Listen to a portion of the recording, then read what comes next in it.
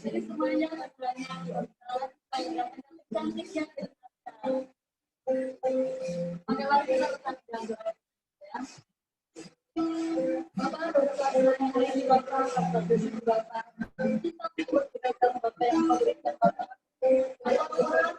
Halo.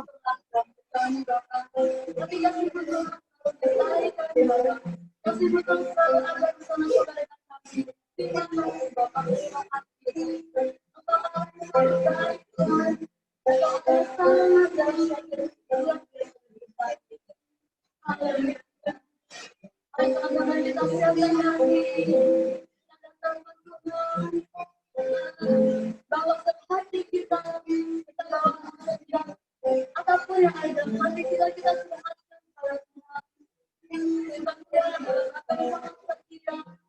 Ya, ada sangat banyak yang mau mendengar cerita hati keluar dalam hati kita.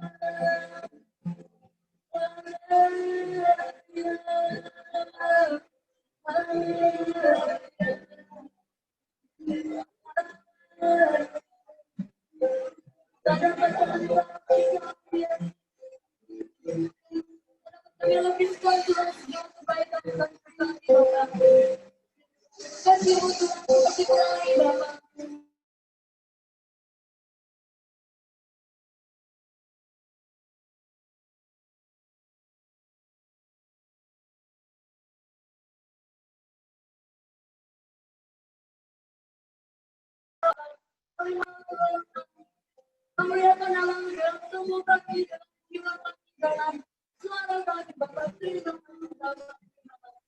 Haleluya. Amin. Oke, teman-teman yang dirumah sejati dan yang di rumah, meskipun kalian yang di rumah sendiri mungkin ya teman-teman, tapi percayalah bahwa Roh Kudus itu tidak berbeda, tapi Roh Kudus itu hanya satu, teman-teman. Semuanya mari kita bangun sendiri, kita memuji Tuhan. Ayo semuanya di rumah dan di sejati bangun sendiri. Tuhan akan selamat kita, Tuhan akan bangun kita. Haleluya, amin. Ayo bangun sendiri.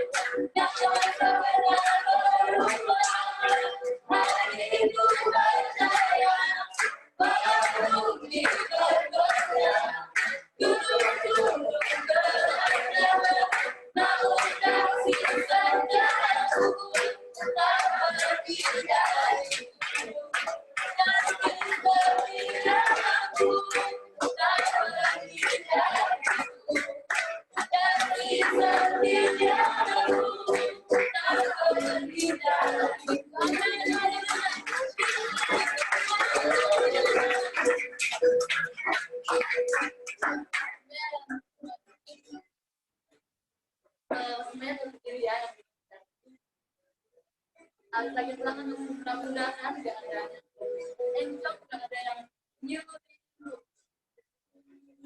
Ayo kita selalu datang ke Tuhan, kita kami Tuhan, kita mengucapkan hati, kita mungkin nanti masih ada yang kita masih ada yang ngomong, tapi kita mau berhenti sama Tuhan. Dahsyat, jangan takut kita semua. Kita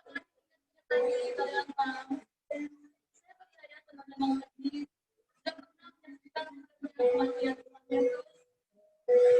Tapi ini saya mau minta teman-teman kehormatannya karena banyak Tuhan Yesus dijemput, Tuhan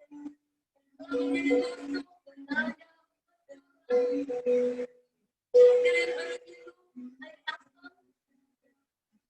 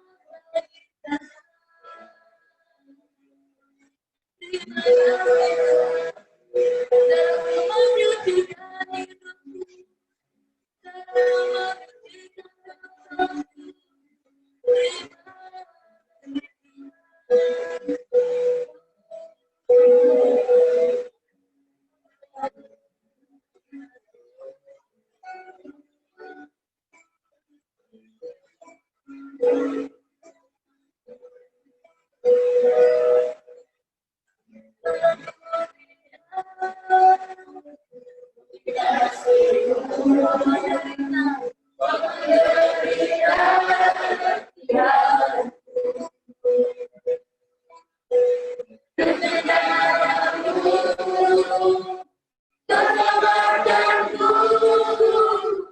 diri begitu naik atas.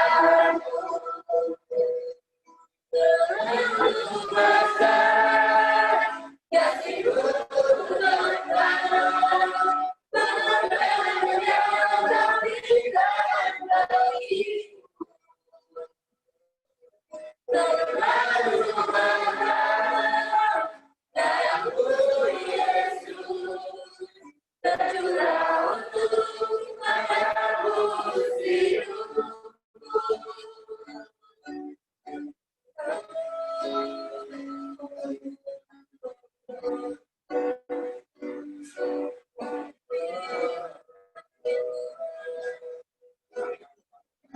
Kayaknya perlu bisa dibuka.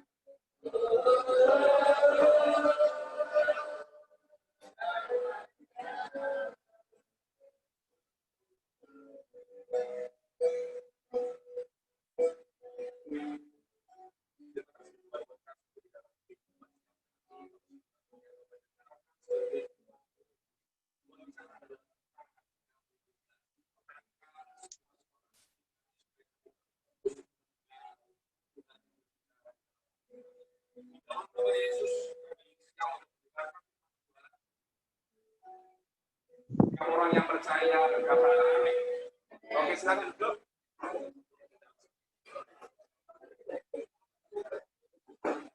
Sebentar ya.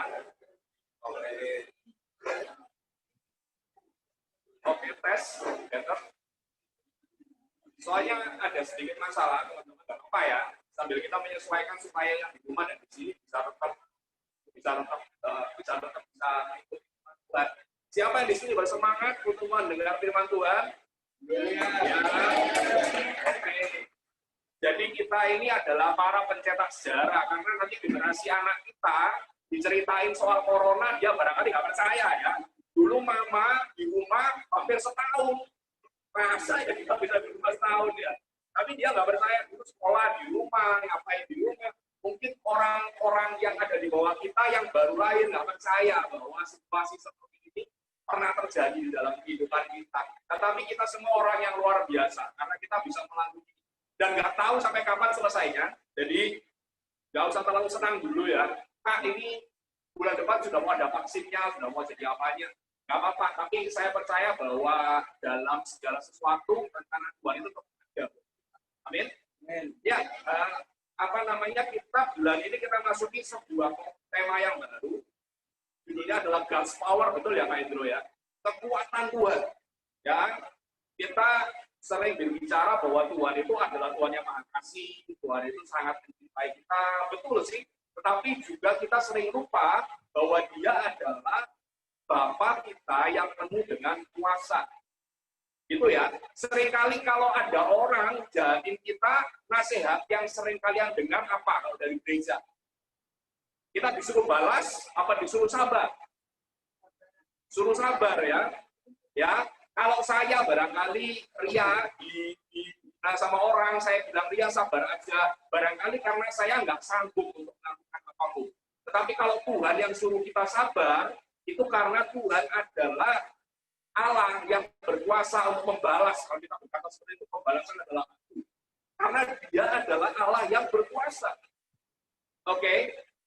Nggak usah terlalu rumit, mukanya nggak usah diturut-turutin. Cuma segitu aja pengetahuannya yang tentang tentang teologi. Kita buka di dalam Yohanes 5 ayat yang pertama. Yang di rumah silakan buka Alkitabnya, Yohanes 5 ayat yang pertama. Untuk membuka, saya akan bahas sesuatu yang sebetulnya ringan, tetapi menggelitik juga, karena pada saat kita baca, kita kalau Anda merenungkan kebenaran firman Tuhan, bisa mesem-mesem sendiri. Apa ya mesem-mesem, bisa senyum-senyum sendiri. Karena ceritanya agak lucu juga, agak menarik, bukan agak menarik sekali, tetapi little bit funny, sedikit lucu, dan kalian bisa mengikuti. Ya, Yohanes 5 ayat yang pertama saya bacain. Sesudah itu ada hari raya orang Yahudi dan Yesus berangkat ke Yerusalem. Dan diceritain ini hari raya apa? Hari raya orang Yahudi ada banyak. Ada Paskah Natal bukan ya? Natal bukan. Jadi ada Paskah, hari raya Pondok Daun, hari raya apalagi tidak berarti. Ada beberapa hari raya yang dirayakan oleh orang Yahudi dan orang cowok biasanya harus menghadiri, apalagi Yesus seorang nabi. Jadi dia wajib untuk datang ke Yerusalem. Ya, bukan pilihan. Jadi kalau zaman sekarang kita pakai Zoom, sekalian nyindir yang suka off cam gitu ya. Seringkali kita off cam, seringkali nggak ikut. Tapi pada waktu itu kalau kamu jadi cowok dan kamu jadi orang Yahudi, kamu wajib untuk ikut. Gitu ya. Ibadah. Loh kan ini duniawi ya, pokoknya harus ikut. Gitu ya, pada zaman itu. Untuknya kita sekarang sudah nggak kayak gitu. Ya, kalau izin sama Kak Hendro masih diampuni, izin 2 kali diampuni, izin 3 kali dilaporkan maknanya nanti ya. Ya, kalau pada saat itu orang harus untuk ikut. Demikian juga dengan Yesus. Yesus wajib untuk datang ke Yerusalem karena dia adalah seorang pria, apalagi dia adalah seorang nabi. Jadi dia wajib untuk datang. Ayat yang kedua, di Yerusalem dekat pintu gerbang domba ada sebuah kolam yang dalam bahasa Ibrani disebut Bethesda. Ada 5 serambinya. Serambi, arti maksudnya serambi itu seperti apa? Serambi itu bukan kue itu ya, serabi, bukan. Serambi itu adalah lorong, gitu ya. Ada sebuah tempat permandian, lihatin tangan saya. Di tempat permandian ini ada lorong-lorong tempat orang bisa keluar. Itu namanya serambi. Serambi seharusnya dipakai untuk orang lewat saja. Tetapi di kolam Bethesda, Serambi ini sedikit spesial karena menjadi rumah bagi banyak orang. Ya, ada banyak orang sakit yang di sana. Nah, kita baca yang berikutnya. Dan di Serambi-Serambi itu berbaring sejumlah besar orang sakit, orang-orang buta, orang-orang timpang, orang-orang lumpuh yang menantikan goncangan air kolam itu. Jadi di Serambi-Serambi itu adalah rumah bagi orang-orang ini, teman-teman. Mereka sudah nginep di sana, nggak tahu berapa tahun. Ya, mereka barangkali kalau zaman sekarang sudah bawa sleeping bag gitu ya, sudah bikin tenda, mereka sudah bikin apa namanya, sudah bawa kompor, barangkali sekarang sudah super mie, sudah karton-kartonan, banyak kan. Lu mau makan apa emang di pinggir danau kan? Masa mau makan steak? Ya pasti bawa super mie kah, bawa apa? Mereka berencana untuk tinggal di waktu yang lama di sana. Nah, ceritanya akan menjadi menarik. Di ayat yang ketiga, ayat yang keempat, sebab sewaktu-waktu turun malaikat Tuhan ke kolam itu dan mengucapkan air itu, barang siapa yang terdahulu masuk ke dalamnya sesudah goncangan air itu, yang menjadi sembuh, apapun juga penyakitnya. Jadi ceritanya gini, kolam yang tadi saya bilang, itu di waktu yang tidak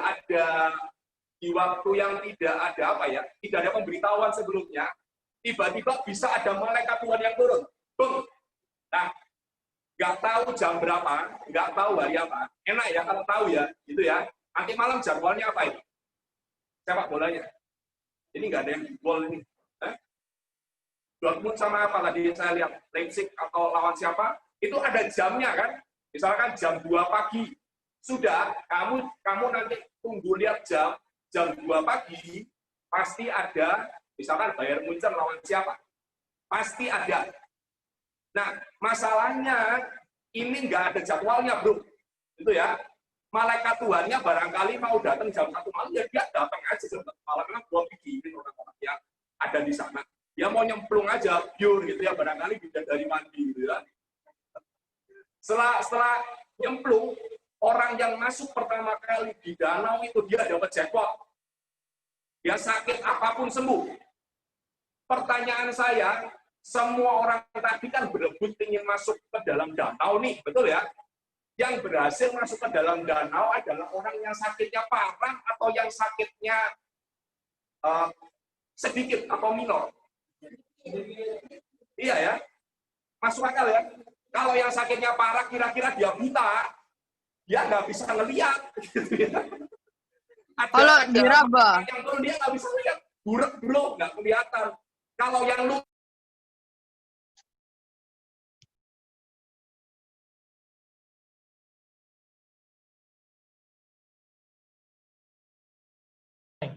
Kak, ke-mute. betul ya. Jadi setiap hari itu bayangan saya ada kesaksian kesembuhan, ada sakitnya panu, sakitnya apa, karang gigi, bau mulut gitu ya. Jerawatan, apalagi bro, sakit-sakitnya. Hah? Ya wes itu kanker Pegel. di surat ya, semuanya yang jamur-jamuran ya. Yang model kayak gitu pasti disembuhin, oke ya, betul ya, karena mereka bisa cepat banget untuk datang. Dan dengerin saya baik-baik, semuanya matanya ke sini yang di rumah Jati. Ini adalah cara kerjanya dunia. First come, first serve. Betul ya? Kalau kita datang ke McD, yang pertama kali antri itu yang dapat dia. Betul ya? Kalau saya pertama kali datang, saya ingin beli burger, sama Kak Hendro di belakang saya, yang dapat burger duluan siapa? Saya ya, yang dapat ya. Kalau Kak Hendro itu artinya Kak Hendro nyerobot, gitu, nggak boleh, ya, nggak bisa. Saya yang harus jadi pertama, karena kenapa? Saya yang duluan. Ini sistemnya dunia. Tetapi Tuhan mengajarkan sebuah sistem yang berbeda nanti ya. Kasih karunia berkata beda sekali. Alkitab berkata seperti ini, yang terdahulu akan jadi yang depan, di antrian McD ya, yang depan antrian McD akan jadi yang terkemudian, dan yang terkemudian, yang belakang dewe, yang buri dewe bro, akan jadi yang terdahulu akan jadi yang kemudian, yang kemudian jadi yang terdahulu. Gitu ya. Ayat kalau saya ngeblank. Ya pokoknya gitu. Yang di belakang sendiri Tuhan bisa tunjuk, kamu maju depan, saya kasih burger. Lu yang lain komplain, sama kayak ceritanya Tuhan Yesus memberikan upah sama orang-orang ya kan, yang datang belakangan dikasih upah yang sama. Yang kerja dari pagi komplain, lo kok iso? Gitu ya, bahasa Jawanya kalau dia orang Jawa Timuran, dia marah-marah. Lo kok bisa? Saya kan kerja mulai pagi. Tuhan berkata, kenapa kamu kok sakit hati kalau saya orang yang murah hati? Itu namanya kasih karunia. Siapa yang di sini pengen hidup pakai sistemnya dunia, angkat tangan. First come, first serve. Atau yang kedua, pengen hidup pakai kasih karunia aja. Nggak angkat tangan, tidak apa-apa loh ya. Saya angkat tangan. Ya, yang angkat tangan tak doakan amin. Ya. Yang nggak biarin, Sudah, itu tiketnya sudah terbatas. Ya. Gini Kak, saya terakhir terus Kak. Jadi nanti bisa. Yohanes 5 ayat yang kelima. Di situ ada seorang yang sudah 38 hari lamanya sakit, betul? 38 tahun. Kak Hendro usia berapa? 39. Jadi dia dari Oe sampai Kak Hendro ini, dia ada di situ. Bayangin ngenes ya. Setiap hari makan Indomie kan? Ya kan tadi kita ngomong ya. Nggak ada delivery ya, yang sudahlah makan apa adanya. Jadi mulai dari Kak Hendro, sampai sekarang, dia, orang itu masih ada di situ, nggak pindah-pindah. Bayangin. Kamu dikurung corona hampir setahun aja sudah stres. Sudah awalnya udah keluar semua ya kan. Tambah ada yang nyemplung sih, nggak stres sih. Ya, ada beberapa muka yang kamu bundar aja. Tapi bundar itu bisa jadi Anda stres juga. Jadi ya, nggak jamin. Orang ini ada di tempat yang sama, dia nggak pernah kemana-mana, berapa tahun? 38 tahun, gila. Oh, MC, gitu ya, gila banget. Kok tahan orang ini 38 tahun?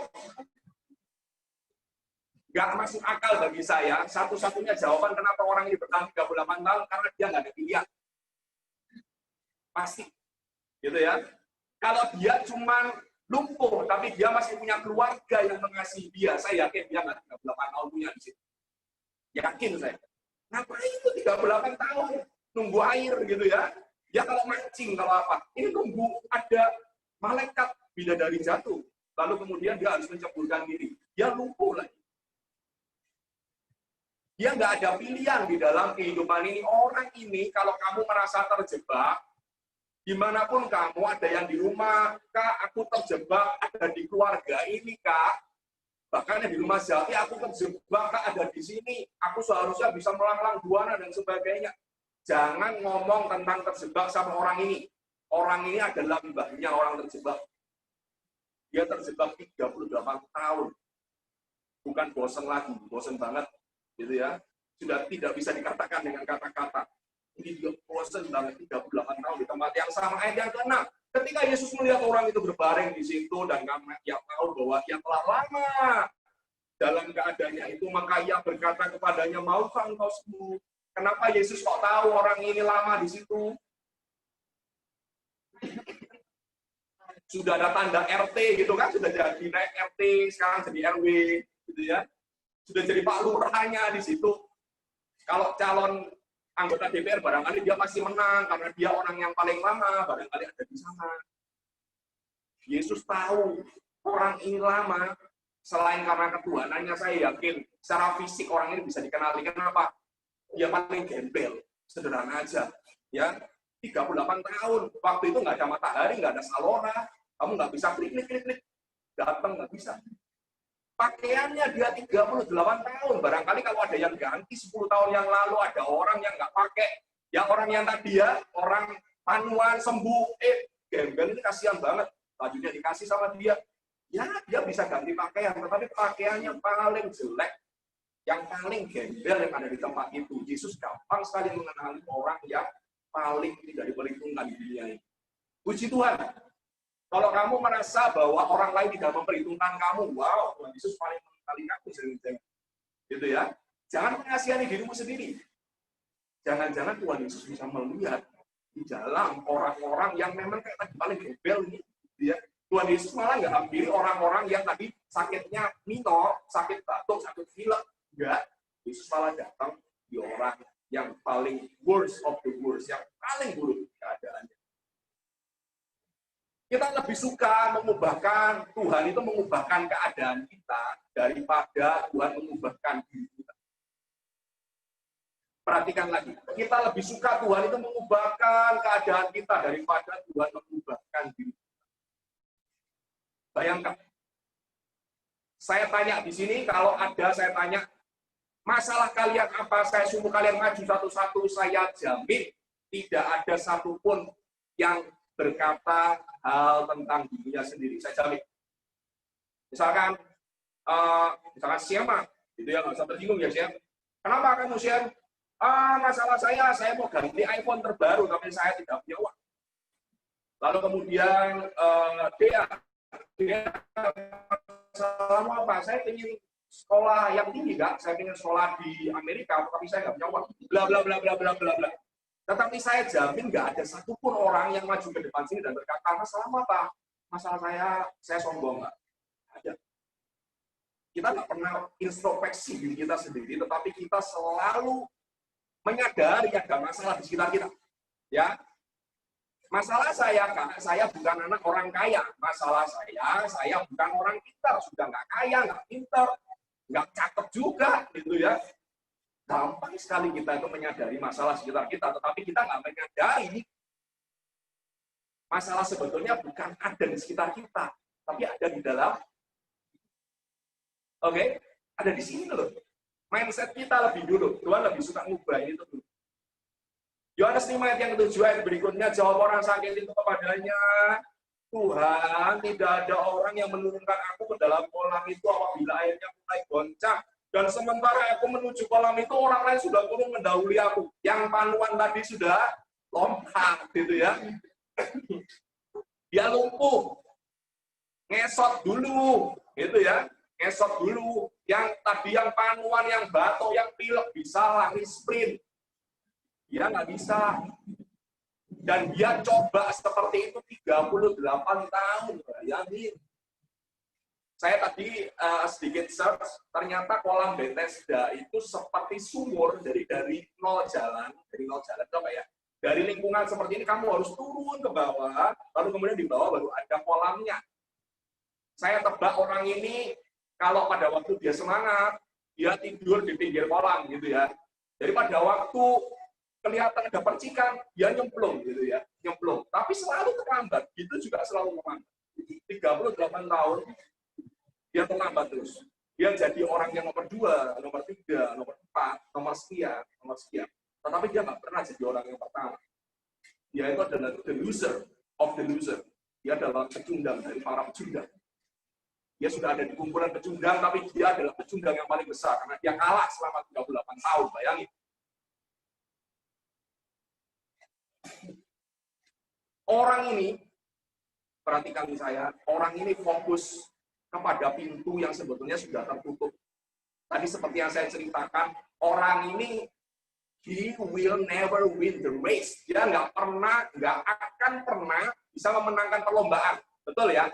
Kecuali orang satu Israel sehat semua, dia baru bisa menang. Betul apa betul? Kalau ada satu aja orang yang timbul jerawat di sini, kalah dia. Dia selalu fokus pada pintu yang tertutup. Berapa banyak dari kita sikapnya kayak gitu. Tapi sementara ada pintu lain yang terbuka dengan besar sekali, dia nggak bisa lihat. Itu ciri khas orang yang picik seperti itu. Dia selalu fokus sama pintu yang tertutup, tetapi dia lupa ada pintu yang terbuka. Di dalam cerita ini, bukan sembarangan pintu. Adalah Yesus sendiri, sang penciptanya, hadir di depan dia, dan berkata, maukah kamu sembuh? Pertanyaan ini seharusnya jawabannya sederhana ya. Kalau saya tanya sama Dea sakit. Dea, maukah kamu sembuh? Jawabannya, mau. Tapi orang ini ngasih jawaban apa? Buletisasi ya, jawabannya ya. Aku mau ke sana, tapi nggak ada yang bisa tolong saya. Aku mau melakukan itu, tetapi saya nggak mampu. Ya salahnya Tuhan sih, nggak bisa kasih saya kemampuan untuk melakukan. Bukankah itu seperti yang kita lakukan hari-hari ini? Halo?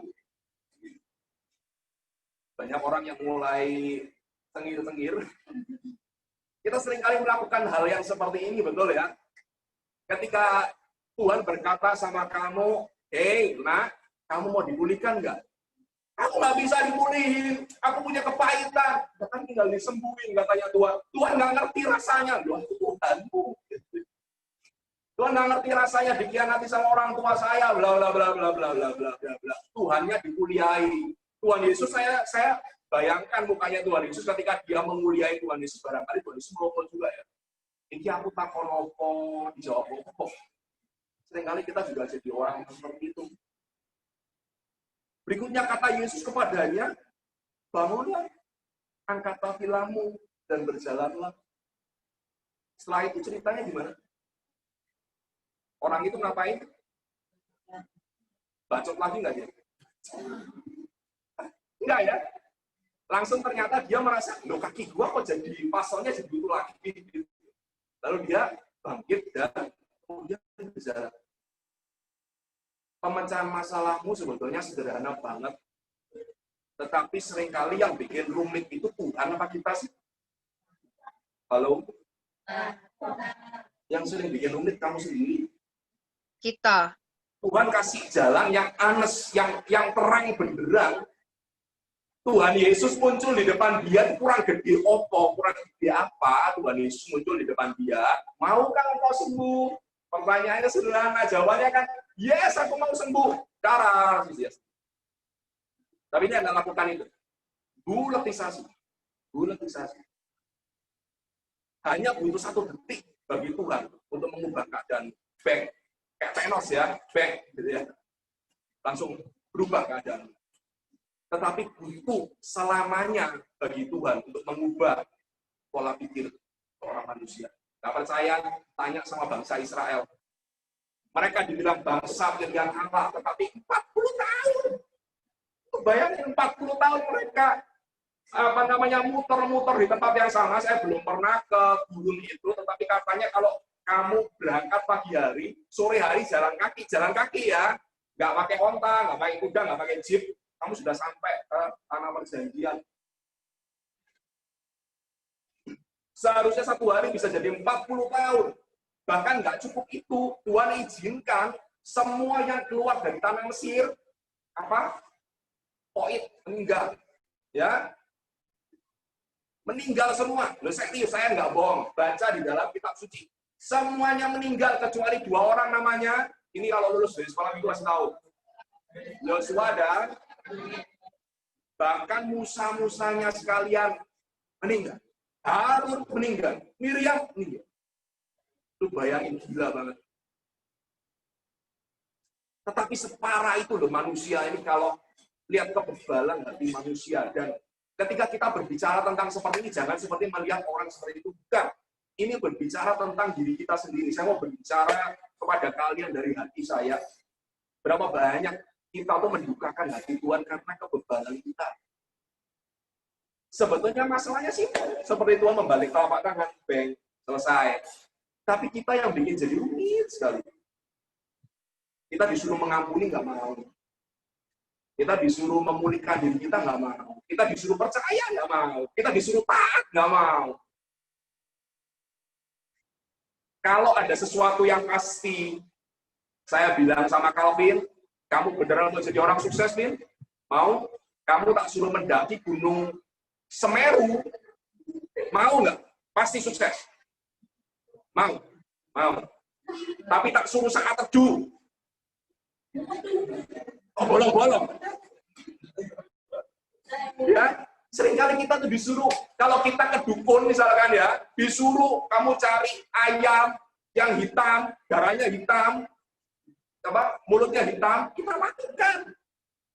Kamu panjat ke gunung itu, bahkan sampai mati kita lakukan. Tapi Tuhan itu secara simpel, sahabat dekat sama saya, ampuni orang yang bersalah kepadamu. Simpel. Seberapa banyak dari kita yang setia melakukan itu? Makanya melu Tuhan itu tidak rumit sebetulnya. Yang bikin rumit itu adalah tunjuk film. Ini juga yang bikin rumit. Yang di depan ini juga bikin rumit. Ya, saya berharap firman yang sederhana ini bikin kita semua bertobat. Mulai dari hari ini, please deh, jangan jadi rumit. Siapa yang di sini menantikan mujizat di dalam kehidupannya? Serius nih, kalau kamu menantikan mujizat, angkat tangan. Saya. Yes, saya juga menantikan mujizat. Saya angkat tangan yang pertama. Saya menantikan mujizat. Dan resep dari mujizat, Tuhan tidak seperti mujizatnya dukun, harus melakukan ini. Kalau salah, harus diulangi. Mujizatnya Tuhan, taat percaya. Sudah. Sama seperti Naaman ya, ketika dia pergi ke Elisa ya. Disuruh apa Naaman? Suruh mandi berapa kali? 7 kali. 7 kali ya, betul ya? Di sungai Yordan. Dia bilang, sungai di tempat saya lebih bersih daripada sungai Yordan. Sungai Yordan itu barangkali di sana ada orang kepuk, ada orang pipis di sana. Baunya nggak enak, anyir. Tapi aku disuruh begitu. Kadang-kadang segala sesuatu yang dibutuhkan oleh Tuhan adalah less of us. Nggak usah pakai ini dulu deh. Jangan dibuat rumit dulu. Saya minta tolong Reki, iringi saya sama anu ya. Kita nyanyi satu lagu, sambil nanti saya akan ajak teman-teman untuk memperdalam. Yang tadi aja, terlalu besar. Saya. Teman-teman nyanyi juga ya. Dari awal. Ya. Semuanya mari kita fokus sama Tuhan.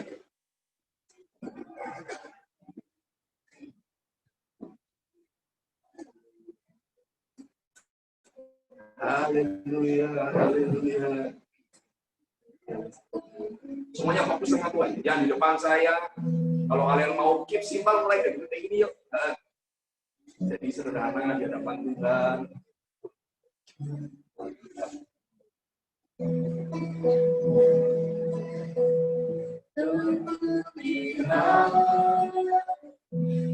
Kasih-Mu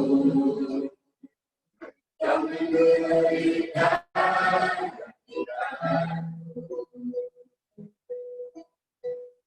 dengan cara-Mu, kesempatan-Mu, ini ku menyerahkan-Mu. Terlalu besar kasih-Mu Bapa, pengorbanan yang Kau berikan bagiku. Terlalu mahal darah-Mu Yesus, tercurah untuk menebus hidupku. Mari kita nyanyikan lagi. Telah melihat kasih-Mu, Kau berikan kebaikan-Mu dengan darah-Mu, Kau selamatkan-Ku. Ini ku hidup menyerahkan-Mu. Terlalu besar kasih-Mu Bapa, pengorbanan yang Kau berikan bagiku. Terlalu mahal darah-Mu Yesus, tercurah untuk menebus hidupku. Berita yang sederhana hari ini saya ingin beritakan kepada setiap kamu bahwa Tuhan Yesus sudah mati untuk memberikan janji-janji itu kepada kamu. Kamu nggak perlu melakukan hal yang rumit-rumit. Tuhan hanya minta kamu melakukan hal yang sederhana. Saya mau tantang kepada setiap kamu, barang siapa hari ini yang sedang menantikan mujizat Tuhan, dan engkau berani berkata, yes, aku mau melakukan apapun yang Tuhan ingin aku lakukan. Dan itu bukan hal yang berat, hal yang sederhana, yang seperti tadi saya sampaikan. Engkau bangkit berdiri. Engkau bangkit berdiri dari tempat dudukmu. Nggak usah melihat kiri kanan. This is not others business. Ini bukan urusan orang lain. Kamu lucu kalau kamu lihat kanan kiri. Ini mau nggak ya? Taruh tangan kananmu di dada. Tuhan Yesus, mulai hari ini kami mau melakukan kebenaran firman Tuhan. Hal-hal sederhana yang barangkali susah sekali untuk kami lakukan di dalam kehidupan kami. Bertahun-tahun kami pikir bahwa yang salah adalah sekitar kami. Tetapi hari ini kami sadar bahwa yang salah sebetulnya ada di dalam kami. Kami hanya perlu berubah hal yang sederhana dan menjadi sepakat saja dengan Tuhan. Maka akan ada mujizat yang datang. Tuhan, kami ingin melihat bahwa sebelum tahun ini ditutup, kami ingin melihat ada mujizat Tuhan untuk kehidupan kami. Kami mengatakan ini bukan karena kami orang yang serakah, bukan karena kami orang yang sombong, tetapi karena kami tahu kami menyembah Allah yang hidup. Kami menyembah Allah yang hidup, kami menyembah Allah yang berkuasa. Tuhan, hari ini kami adalah sekumpulan orang yang siap menerima kuasa-Mu dicurahkan di dalam kehidupan kami. Aku berdoa untuk setiap orang yang menaruh tangan kanannya di dada, tanda mereka menyerah kepada Engkau, Tuhan. Engkau tidak akan pernah mengecewakan orang-orang yang berharap kepada Engkau. Singa muda boleh merana kelaparan, tetapi orang yang percaya kepada Tuhan, orang yang mengandalkan Tuhan tidak pernah kekurangan sesuatu yang baik. Aku berkata, Tuhan, ada berkat Tuhan yang dicurahkan untuk setiap mereka. Engkau berkati otak mereka menjadi otak yang luar biasa. Engkau berikan bakat-bakat yang baru bagi yang percaya dan setia. Di dalam nama Tuhan Yesus. Silakan duduk sambil kita menyiapkan untuk perjamuan kudus. Silakan siapkan. Pengorbanan yang Kau berikan bagiku, selalu darah-Mu Yesus tercurah untuk menebus hidupku.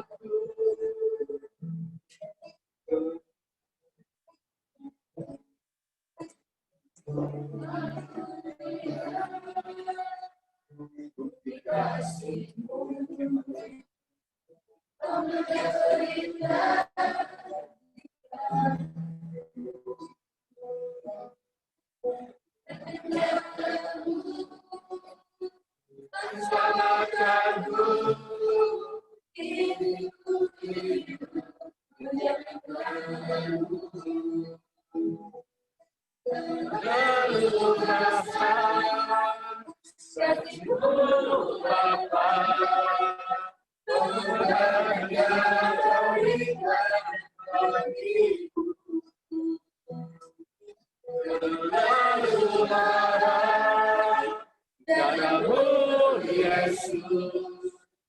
tercurah untuk menebus hidupku. Terlalu besar kasih-Mu tak batas, pengorbanan yang Kau berikan bagiku. Terlalu mahal darah-Mu Yesus tercurah untuk menebus hidupku.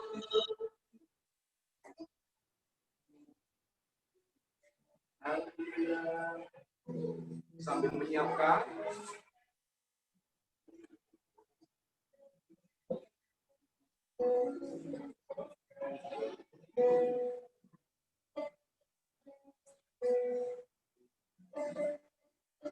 oke, mari kita pegang roti di tangan kanan kita, perlu dengan ucapan syukur bahwa Dia sudah mati buat setiap kita.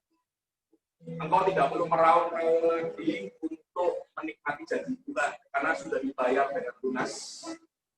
Mana buktinya di tanganmu ini Dia sudah mati untuk engkau dan saya. Lalu yang mengambil roti mengucap syukur, memecah-mecahkannya dan memberikannya kepada mereka. Katanya, inilah tubuhku yang diserahkan bagi kamu, perbuatlah ini menjadi peringatan akan aku. Mari kita makan di dalam nama Yesus.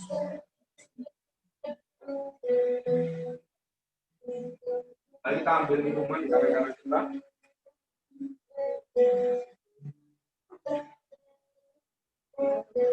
Biru-birunya menyembuhkan setiap orang yang sakit. Bukan hanya berlaku 2000 tahun yang lalu, bukan hanya sebuah dongeng yang diceritakan oleh orang-orang tua. Tetapi hari ini kepada engkau yang sakit, Saya tantang kau untuk menaruh tangan kiri entah di tempat di mana kau sakit. Dimanapun itu. Tuhan, kami percaya dan itu sudah cukup bahwa Engkau adalah Allah Jehovah Rafa yang menyembuhkan. Kami percaya Tuhan bahwa setiap bilur-bilur-Mu tidak akan sia-sia, tetapi menyembuhkan setiap kami bukan hanya secara fisik, tetapi luka-luka hati juga disembuhkan oleh Tuhan. Setiap kepahitan, setiap hati-hati yang tidak mau mengampuni, yang tidak merasa diampuni oleh Tuhan, disembuhkan dari dalam. Demikian juga dibuatnya dengan cawan sesudah makan. Ia berkata, cawan ini adalah perjanjian baru oleh darahku yang ditumpahkan bagi kamu. Mari kita minum di dalam nama Yesus.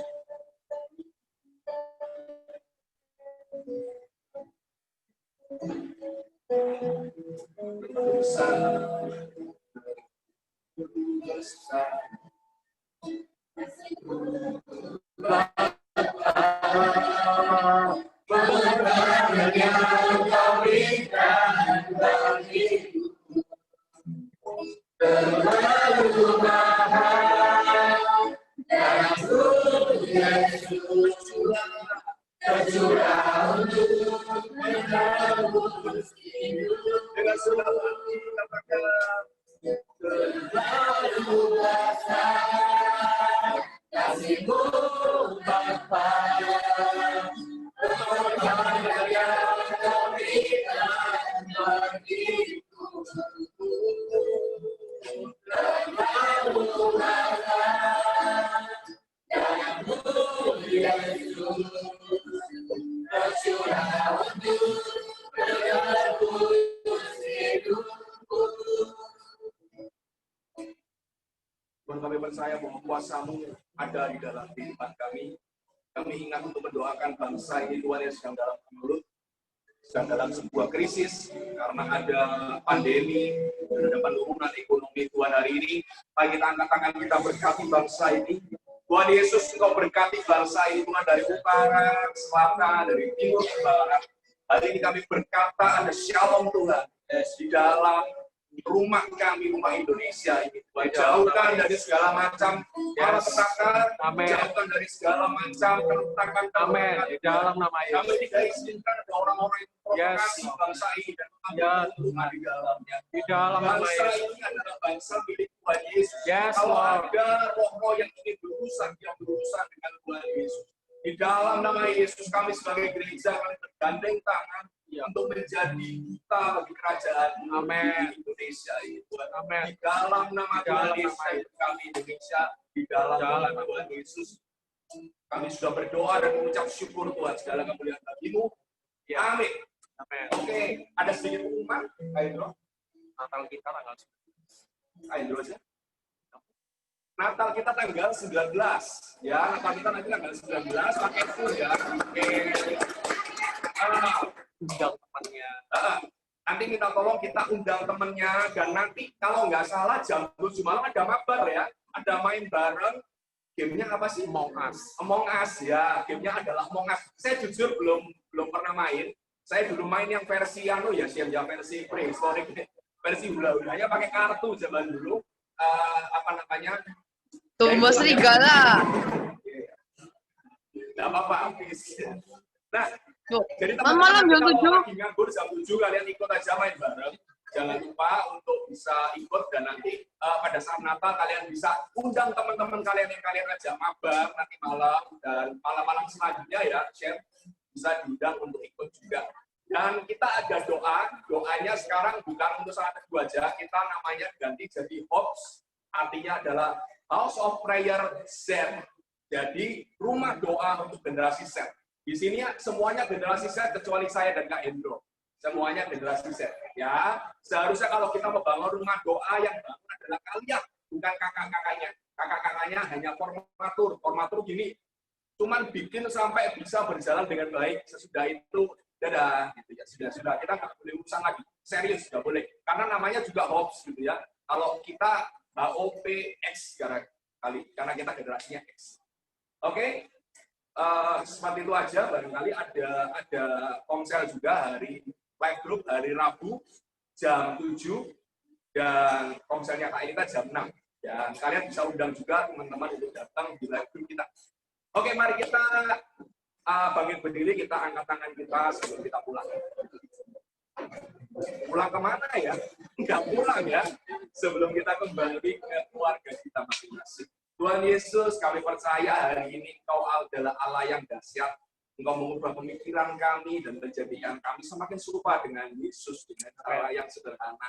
Mulai dari hari ini kami ingin berubah dengan cara yang sederhana, Tuhan. Engkau akan pulang, engkau akan pergi dari tempat ini, dan engkau akan menjadi saksi Kristus dimanapun engkau berada, dengan kuasa di dalam tangan-Mu. Nyatakan kuasa Tuhan lewat apapun yang engkau lakukan. Di dalam nama Tuhan Yesus, kami sudah berdoa dan mengucap syukur. Setiap orang yang percaya berkata, amin. Thank you. Tuhan Yesus berkati. Bye-bye.